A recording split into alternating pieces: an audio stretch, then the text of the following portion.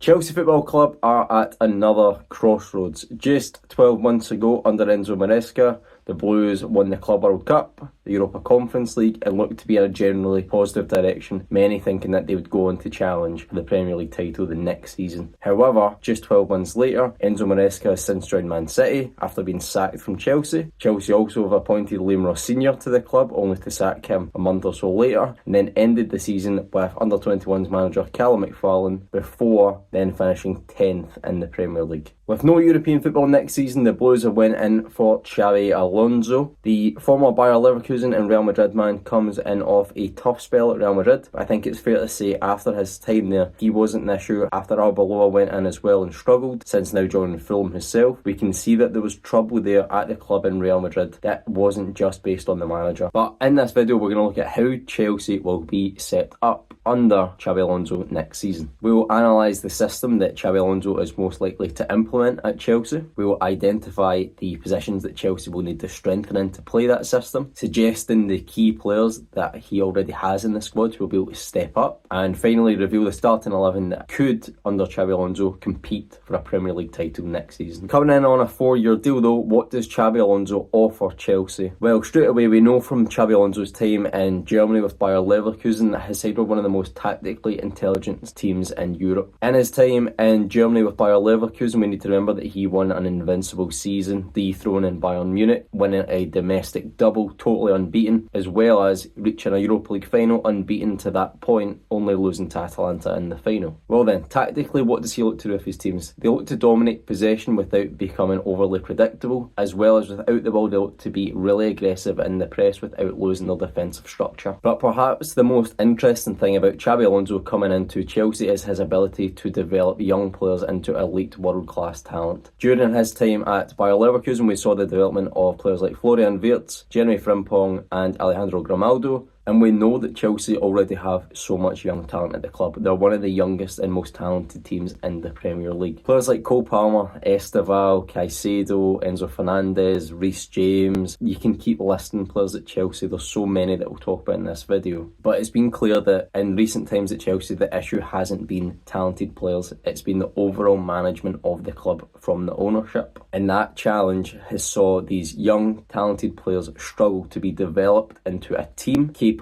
of competing for Premier League titles. Like I said there, Chelsea fans, I don't lay all the blame at managers like Thomas Tuchel or Enzo Maresca, who are incredibly talented coaches, but there is blame to be laid at the feet of the owners at the club. However, we've already seen this summer, since Xabi Alonso's came in, that the ownership has made slight tweaks to the way they've been operating. By bringing in Xabi Alonso, the owners have gave him the title of manager, not head coach. Straight away, that's a big change for the club. That then suggests that Xabi Alonso will have a greater influence and level of control at the club than his predecessors had. On to the style of play then. Xabi Alonso famously played a 3-4-3 system during his time at Bayer Leverkusen. But how did his team play in and out of possession? In build-up play, they most often used a 4-2-4 shape, with the three centre-backs of Jonathan Tah, Odilon Kusulu and Piero Hincapié moving into a back four system, with Kusunu sliding across the right-back and Alejandro Grimaldo, the left-back, swinging round to become a more traditional left-back. This then allowed for balance on both sides to create passing lanes to progress the ball up either wide channel, as well as penetrating through the opposition's midfield. This solid base in possession allowed for Bayer Leverkusen to create a more structured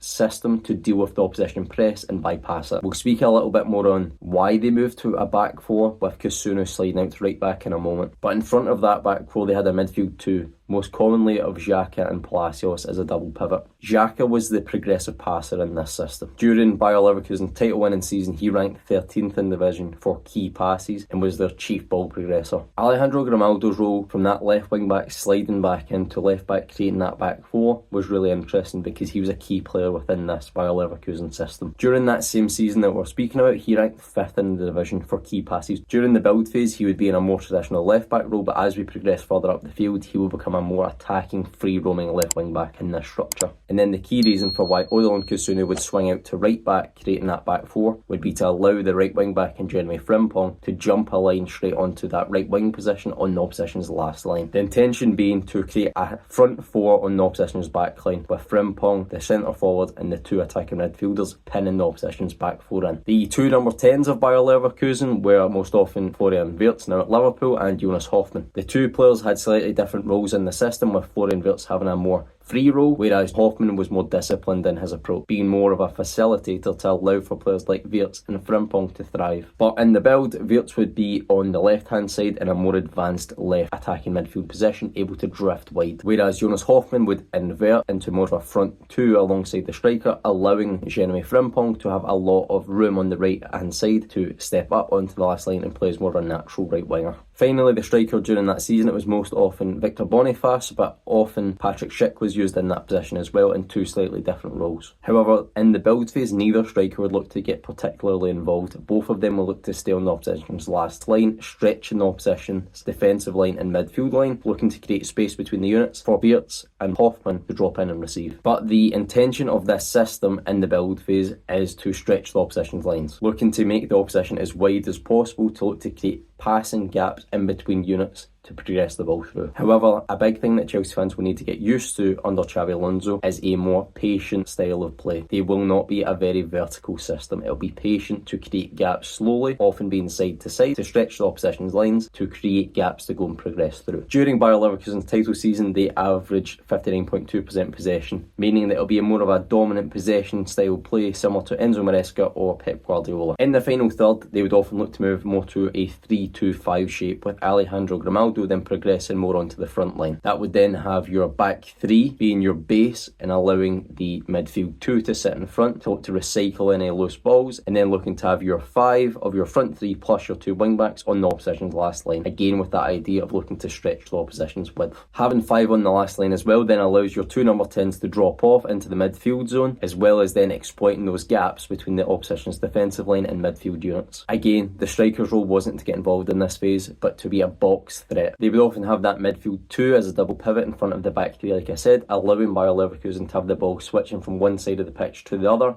again looking to create and exploit gaps in the opposition's defensive line. And then again, this idea of having the back three behind that midfield two then allows for them to play really wide in possession, allowing Bayer Leverkusen to recycle possession and sustain attacks more effectively. Without the ball then, in their defensive shape, Bayer Leverkusen look to compact the central area and force the opposition wide to defend crosses, with Jonathan Tah, the central centre-back, putting up a 72.9% aerial duel success rate. One of the big misconceptions about Xabi Alonso's system is this idea that they were constantly pressing. Rather than chasing the ball aimlessly, it was more about setting traps to force the opposition into areas where Bayer Leverkusen could then win the ball to go and attack. And then again, if their press didn't work, it was then the idea of being more patient and focus on defence first, forcing the opposition wide and defending the goal. The striker's role is crucial in the press. They are the instigator. The striker would often begin the press by curving their run, forcing the goalkeeper to play one side and cutting the pitch in half as the ball travels from the goalkeeper or from the centre-back out to the full-back, using the byline to support their press. As the ball travels wide, that's then the trigger for that nearest number 10 to then go and press the ball. The wing back would then also aggressively step up. The other four defenders in the back line would then slide across, creating a back four behind them, keeping that defensive solidity. So then in terms of key roles in this system, because that's what it's all about, making sure that Xabi Alonso has the right players at the club to play the way he wants to play. Goalkeeper, Lukas Hradecky. His role under Xabi Alonso wasn't like a lot of modern day goalkeepers like Ederson, where they're asked to come outside of the penalty area and support teams in the build-up. Instead, Hradecky was more of a mid to long range distributor and being an organiser and a leader from the back. He was responsible for recycling possession, finding the spare centre back, playing into Xhaka when possible to skip the opposition's press, to switch the play directly out to the wing backs, as well as organising the defensive line. And then whenever he was pressed aggressively, he was happy to play long towards one of the centre forwards if it was Schick or Boniface. Left centre back, Piero Hincapié. His role was probably the most aggressive in Xabi Alonso's system. Unlike a traditional centre-back, Hincapié was often asked to carry the ball forward, step into the midfield line, overlap Grimaldo and defend huge spaces. A big thing was whenever Grimaldo moved inside into central areas, Hincapié would become the player providing the width on the left-hand side of the pitch, more often looking like a left-back than a left-sided centre-back. His responsibilities were to progress the ball with progressive carries and break the opposition's lines, win his defensive duels and be aggressive in them, and crucially to cover for Grimaldo's attacking movement. In Bayer Leverkusen's title campaign, he put up at 89.4% pass accuracy, around 2 progressive carries per 90 and registered 6.8 defensive actions per 90. Central centre-back, Jonathan Tah. The role of the centre-back is to be the leader in Xabi's system. This player is more focused on dictating possession and organising the backline, and then spraying long passes into advanced players further up the pitch. This player needs to be responsible for organising the defensive line, dominating aerial duels, protecting against transitions, communicating, again that idea of being a leader in that central centre-back position, and they also need to be very comfortable in being that spare defender in this back three system. In terms of statistics, during that same campaign, Jonathan Tah put up 32.3 passes per 90 in the opposition's half, suggesting that he's crucial in this idea of controlling the game from that centre-back position. And then also crucial for this role in terms of aerial duels, Jonathan Tah won 72.1% of his aerial duels that season, second in the Bundesliga for that statistic. Right centre-back, Edwin Tapsoba / Odilon Kusuna. This role was really interesting in the Bayer Leverkusen system. With Jeremy Frimpong being such an attacking right wing-back, often playing as a right winger, the right-sided centre-back would often slide out into more natural right-back areas to defend against the counter and in 1v1 scenarios out wide, as well as to support the build and sustain attacks. In terms of data, we'd be looking at someone who is a strong progressive passer in this role, someone who has a high tackle success ratio, and crucially someone who is comfortable defending in wide areas. Without the right centre-back being able to allow the right wing-back to almost play as a right winger, this system easily then becomes into a more defensive back five, and then you're not capable of stretching the opposition and playing the way that Xabi Alonso wants to in the final third. Left wing back, Alejandro Grimaldo. Possibly the most important tactical weapon in Xabi Alonso's system. Although called a wing back, Grimaldo was rarely used as a typical left wing back in this role. Instead, he constantly drifted inside, more often acting as an extra centre midfielder or another number 10. Like I said previously, the responsibilities of this role isn't just to keep width like a traditional left wing back. Instead, it's to underlap and overload the midfield. This player will need to create with crosses from deep, as well as make box crashing runs. In terms of data, during the 2023-24 season, Alejandro Grimaldo registered 10 goals and 13 assists from left wing back. In terms of underlying data, he also put up 2.3 shots per 90, 1.8 accurate crosses per 90, as well as 0.36 expected assists and 0.18 XG per 90. Right wing back, Jeremy Frimpong. Honestly, calling him a right wing back undersells how attacking he really was in this system. The responsibilities of this role are to hold the width in possession, to attack space behind the backline, and with that, this player crucially needs to be quick. In terms of statistics, again from this same season, Frimpong registered 9 goals and 7 assists. He also put up a huge number of successful dribbles and touches in the opposition's penalty area per 90. Left-sided central midfielder, Granit Xhaka. The role of this player is to set the tempo of the match, to dictate the speed of play and to control the circulation of the ball. In possession, this player is rarely ever rushed. Again, this idea of being really patient, switching the ball from side to side to create gaps in the opposition's shape. Responsibilities for this player are to receive under pressure, to switch play again, that idea of stretching the opposition, to control the tempo of the match, to cover against transitions, as well as lead the counter press. Xhaka put up the most accurate passes per 90 in that Bayer Leverkusen team, as well as the highest volume of long balls per 90, with 4.3 accurate long balls per 90 with a 81.2% success rate. This player is crucially Xabi Alonso's brain on the pitch. Right-sided centre midfielder, Ezequiel Palacios. If the left-sided centre midfielder in Granit Xhaka is the brain of the team, the right-sided centre midfielder in Ezequiel Palacios is the legs of the system. The responsibilities for this player are to be aggressive in their midfield combative duels. This position is also important for allowing the right wing-back to play the way that they do and applying cover on that side of the pitch. This player is crucial in winning a high volume of duels in the midfield area and crucially in key moments making box crashing runs. Palacios registered 2.93 tackles per 90 and 1.42 interceptions per 90, ranking as one of the most active defenders for one of the most dominant teams in the Bundesliga that season. Left attacking midfielder, Florian Wirtz. The free role in this system, on paper Florian Wirtz was a left-sided 10, in reality he had the freedom to drift in that midfield. Responsibilities wise, this player is crucial in progressing the attack, receiving between the opposition's lines, creating chances and dribbling past opponents, as well as combining with teammates in the final third. Statistically, during the 23-24 season in Germany, Florian Wirtz put up 11 goals and 11 Bundesliga assists, and was crucially among Europe's elite for dribbles,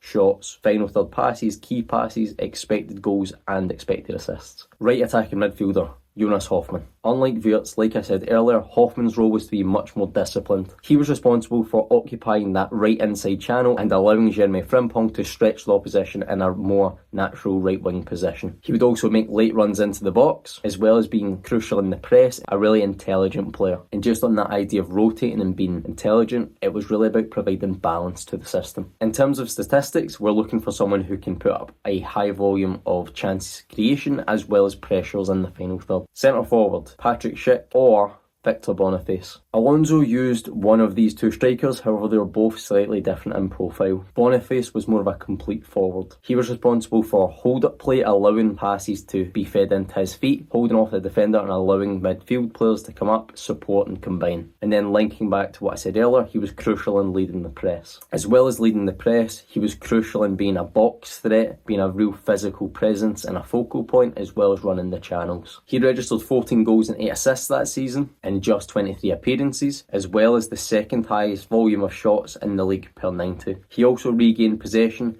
1.2 times per 90 in the final third, showing how important he was in the press. In comparison, Patrick Schick was more of a traditional poaching number 9. He was responsible for stretching the opposition's lines, creating space between their units, as well as finishing off attacks in the final third, not looking to get involved but score goals when the chances came to him, and crucially being a key threat from crosses, with over a third of his shots coming from headers that season. Again, regardless of whoever played as the number 9, the role was the same in terms of they would look to pin the opposition's defenders, create space for number 10s, crucially Florian Wirtz, to receive. They would look to link attacks and be a real focal point, as well as lead the press and run the channels and occupy the opposition's backline. So then, how does the Chelsea squad fit into the roles we've suggested? Goalkeepers. Primarily, we said that Xabi Alonso looks for a vocal organiser in goal, someone who can distribute the ball accurately on a medium to long range, and crucially someone who's a reliable shot stopper. Well, last season, Robert Sanchez put up a 68% save percentage in the Premier League, which ranked around mid-table. He was 6th in terms of XG difference, preventing 1.7 more goals than expected in the Premier League. Overall, combining this data suggests that Robert Sanchez is around 6th to 8th Premier League level goalkeeper. He also put up 5.9 accurate long balls per 90, with a 32% success ratio when playing long range passes. In comparison, also at the club, Chelsea have young Belgian goalkeeper Mike Penders, who last season of course was on loan at Strasbourg. In France, he put up a 69.7% save percentage, as well as preventing 1.4 goals more than expected last season. Similar statistics to Robert Sanchez, which Chelsea fans won't be delighted by. However, we need to remember that Mike Penders is still just 20 years old and has a 6'7" frame, linking him more to fellow Belgian international Thibaut Courtois. He also put up 4.5 accurate long balls per 90. However, the role he was asked to play at Strasbourg didn't ask him to play as many long balls per 90 as Chelsea have last season. For me, based on what I've said, I don't think Chelsea need a new goalkeeper. I think you've got a really strong number 1 and number 2 there. I think that Robert Sanchez should start as backup and Mike Penders should be your number 1 to start. The upside with Mike Penders is huge. And with a really steady Premier League operator, like we've said, with Robert Sanchez behind him, I think Xabi Alonso has 2 really nice options there. Left-sided centre-back. Again, we said that the left-sided centre-back needs to be really aggressive in their duels. They need to be able to play on the left-hand side in wide areas and support that left wing-back in their attacking movements. For me, this sounds exactly the role that Levi Colwill was meant to play at Chelsea. During his time at Brighton on loan, he played as a left-back, suggesting that he would then be more comfortable playing in a wide area as well. And then if we look at the data from the 24-25 season, since that was the last time he played consistent minutes, we can see that he is a strong progressive passer, putting up 0.43 key passes per 90, as well as 6.32 defensive actions per 90. Behind him then, if he was our starter, we would then have potentially Jorel Hato playing on this role. The Dutchman, like Levi Colwill, has experience playing at both left-back and left-sided centre-back at both Chelsea and at Ajax. Last season, he registered 7.88 defensive actions per 90 and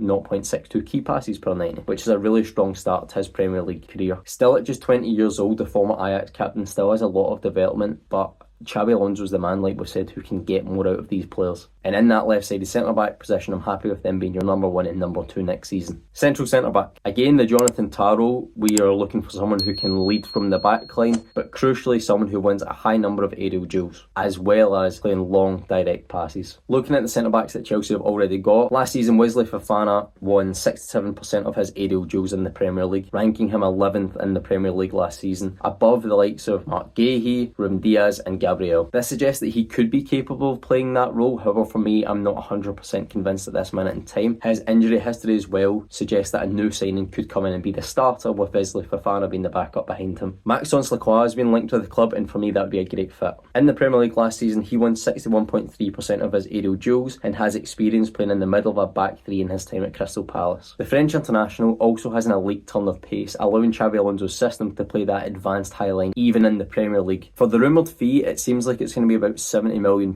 which seems a little bit high, but it's also been reported it could be about £40 million with a player going in exchange. Either way, I think this would be an excellent signing for Chelsea. Right-sided centre-back. Again, this is a really interesting position. This idea of someone who can allow for that right wing-back to play as a more natural right winger, with this right-sided centre-back being more of a hybrid role of a right-back and a centre-back. Someone who is strong defending out wide and can be a strong progressive passer from deep. For me, you have two really strong options in the squad, with the first one being really exciting. I think Reece James could be used in this role. I don't think physically he could do the attacking right wing-back role as well. I think you've got people already in that position that can do it better. But as the right-sided centre-back, that would also save his legs and allow him to be less likely to get injured by playing a role that doesn't suit him physically. In terms of defending out wide, again, as a natural right-back, ball progression, 1v1 defending out wide, Reece James would be perfect. Slotting him into this back three system would allow you to have a elite ball progressor from deep, as well as being really comfortable defending out wide and saving a really talented player from getting injured more often. And then behind him in the squad, you've already got another natural player, a hybrid right-back, right-sided centre-back. I'm talking about Josh Achimpong, another academy graduate at Chelsea, which is really exciting. This profile suits him perfectly. A hybrid role, right back, right-sided centre-back. His tall frame as well would allow him to defend that wide area really well. Ball progression could be developed with him, but again, with him being so young, I think Xabi Alonso could be the man to get more out of him. And again, if something happens to Reece James, if he gets injured, you've got a really strong, exciting backup there. Left wing back. Right now, I think this is the position in Chelsea's squad that they're lacking the most. With Marc Cucurella's departure for Real Madrid, done earlier on in the summer, there's not a real natural player in the squad for this role. So again, we're looking for a left wing back who can drift inside, someone who is comfortable taking up midfield and number 10 roles, and someone who is comfortable making box crashing runs as well as creating deep from crosses. Number one, I think you could look at former Chelsea Academy player Lewis Hall. Last season in the Premier League, Lewis Hall put up 1.03 key passes, 0.83 accurate crosses and 1.03 shots per 90. Really strong data suggesting he could be a really positive attacking threat for Chelsea. I spoke about Hall in my last video about Manchester United. If you've not seen it, please do check out after this one. But his experience playing in the Chelsea midfield at youth level would again suggest that he would be more comfortable drifting inside than potentially some other players. Another option is RB Leipzig captain David Raum. Last year in the Bundesliga, he was top of the division for key passes with 3.45 per 90, as well as 3.06 accurate crosses and 0.85 shots per 90. Again, some really strong data. However, the question mark for me around Raum would be his transition to the Premier League, in terms of this idea of him inverting into the midfield. With the speed and intensity physically of the Premier League being a question for players from the Bundesliga before, that would be my only concern with David Raum. But the RB Leipzig captain is in his prime at 28 years old, and potentially you could go get him for a decent fee with his contract in Germany being up at the end of next season. Last player that I've got on this list is another exciting one. It is Valentin Barco, the former Brighton man at sister club Strasbourg. Last season in Ligue 1, the Argentine put up 1.66 key passes per 90, 1.16 accurate crosses per 90 and 1.12 shots per 90. The former Brighton man last season was used in a midfield role, suggesting that again he'd be really comfortable inverting into the midfield areas in the Premier League. His ability to play out wide as a left back and inside in that centre midfield role at Strasbourg suggests for me that he'd be really comfortable playing as that inverting, chief creating left-sided left wing back. And I think under Xabi Alonso you could develop him into that sort of Alejandro Grimaldo role where he is your left wing back who inverts into midfield and is your chief creator in this system. For me, based on Chelsea's squad depth, I would actually recommend signing two of these players. I would sign both Valentin Barco and David Raum. I think obviously with David Raum's contract being up at the end of next season and Valentin Barco being at Strasbourg, I think you could get both of them for a reasonable fee, around the same fee that you could probably get Lewis Hall for. But with those two coming in, I think you would then have a really nice experienced option and a younger player who both offer slightly different options and would allow Xabi Alonso to develop a really exciting young player as well as have a more experienced head in that system. Right wing back. Chelsea have already brought in Marco Palestra from Atalanta as well as as Giovanni Kenda from Sporting. Last season in Serie A, Marco Palestra was one of the quickest players in the division. He scored 1 goal and got 4 assists in Serie A, as well as putting up 2.04 successful dribbles per 90, which was more than Jeremy Frimpong did in his season where Bayer Leverkusen won the division. But he also had 2.33 touches in the opposition penalty area per 90, in comparison again to Frimpong's 9.07. It's much lower. However, we also need to understand that one was playing for a team that won the Bundesliga and the other one was playing at Cagliari. However, in comparison, Giovanni Kenda at Sporting only appeared in 20 matches in the Liga Portugal, but he did put up 2 goals and 5 assists. He's also comfortable playing on either wide area. He's also a natural left footer, which offers a slightly different option. He registered 1.65 successful dribbles per 90, as well as 3.51 touches in the opposition penalty area. Palestra, more of a natural wing back, again really good physically, really quick, which would allow him to adapt quickly to the Premier League, whereas Giovanni Kenda is more of a natural winger, allowing Xabi Alonso to have 2 slightly different options out there who can still contribute to this Chelsea system. And then there's Malo Gusto.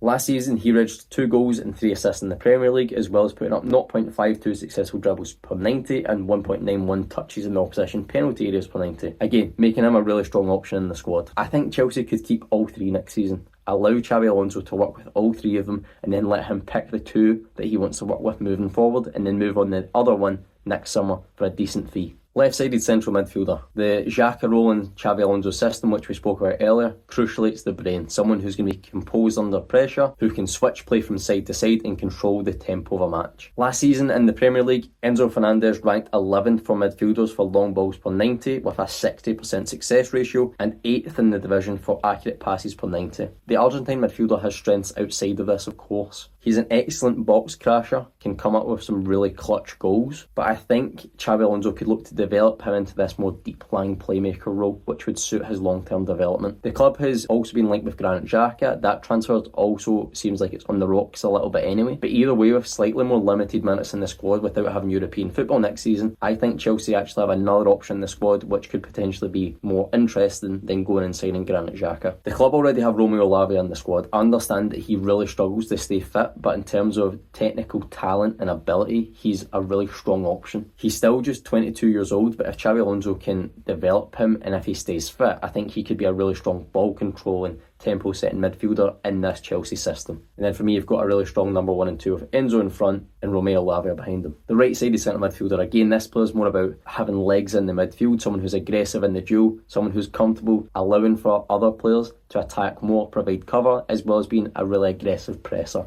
And then crucially as well, someone who can crash the opposition's box. For me, I would look at both Moises Caicedo and Dario Sugo, who are both in the Chelsea squad this season, who could be developed into this role. And then again, you've got a really nice ready-made starter and backup player there who can both be developed. Caicedo registered 1.9 tackles and 2.8 interceptions in the Premier League last season. Dario Sugo, in comparison, in the season before last, where he was playing in Spain, put up 2.7 tackles and 1.9 interceptions per 90. Both are dual monsters, but neither of which take a high volume of shots. In the same seasons we just looked at there, Caicedo registered 0.87 shots per 90 and Asugo bettered him with just 1.06 shots per 90. But I think both could be developed under Xabi Alonso to get that box crashing movement a little bit more in their game. Left attacking midfielder. This again was the Florian Wirtz role. We're looking for someone who is really creative, can link play, will have a little bit of freedom in this team, can score goals, can dribble and can progress the ball. The obvious player in the Chelsea squad to fill this role is Cole Palmer. The England international had a little bit of a down year last season, but still scored 10 goals and got 1 assist in just 24 Premier League starts. And then again in the season before last, he put up 1.44 successful dribbles, 3.6 shots, 13.8 final third passes, 0.49 XG and 0.26 XA per 90. Some really strong data which can still be developed. Cole Palmer's an elite level player and an elite level talent who can improve even more, and I think that Xabi Alonso's the perfect type of manager who can get that out of him more consistently. Behind him in the Chelsea squad, there's not a clear option for me. You've got both Alejandro Garnacho and Jamie Gittins, who I don't think either of them fit. Both of them have been linked with departures already. I'd happily get rid of both of them. However, despite this, I wouldn't look to go bring anyone in to be the backup to Cole Palmer. Despite his injury history, I'd like to have Cole Palmer be your starter who plays nearly every minute next next season without European football. Right attacking midfielder. On the right hand side, like I said, we're looking for a disciplined player who's comfortable sacrificing himself a little bit and allowing the system to outweigh their own individual performance. I think at Chelsea it wouldn't need to be as much of the case where it's a player who withdraws into the 10 role as often. I think at Chelsea next season you're looking for someone who will crucially link play and will be happy to press, as well as someone who's happy to rotate into midfield areas as well as into wide areas. I think in this squad you've already got Esteval and Pedro Neto who could offer different options in this role. Last season in his debut Premier League year, Esteval registered 0.31 XG and 0.23 XA per 90, as well as 0.53 successful crosses and 3.09 successful dribbles, plus 0.53 possession regains in the final third per 90 last season. So I think the main thing you're looking there with Esteval that you'd want him to develop more under Xabi Alonso would be his out of possession work rate,